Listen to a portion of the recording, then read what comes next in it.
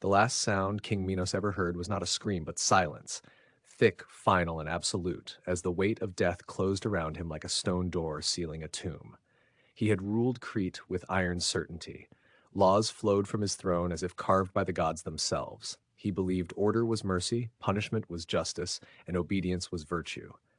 Even when blood stained the palace floors, Minos never doubted. A king who questions himself, he believed, is already weak. But death does not care what a man believes. When Minos opened his eyes again, there was no sun, no sea breeze, no palace, only a vast dim plain stretching endlessly beneath a sky without stars. Souls drifted past him like ash on a windless night, some trembling, some numb, some already broken by regret. This was the underworld, and Minos was no longer king. At first, he raged. He demanded an audience. He demanded answers. Who dared judge him? The lawgiver of men? But the dead did not listen. They never do.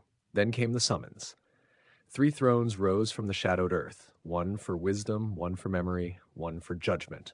On them sat the judges of the dead, and to Minos' astonishment, one throne stood empty, waiting. The gods spoke without voices. You who weighed the lives of others, now you will weigh them forever. Minos wanted to refuse. To kneel would be to admit doubt. But refusal was impossible.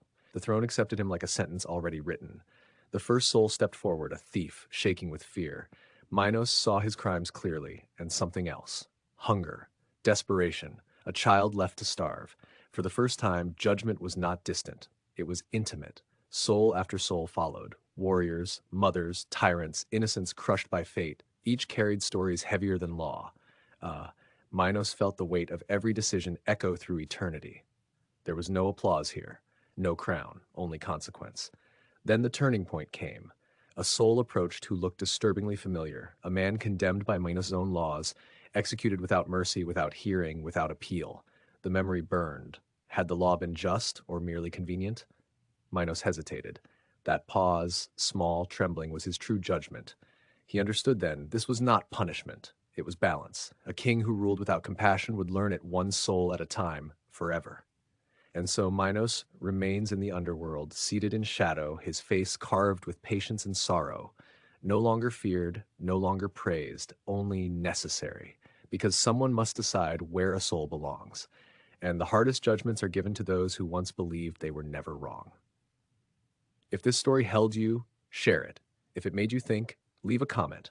And if you want more myths brought to life, subscribe and help the channel grow.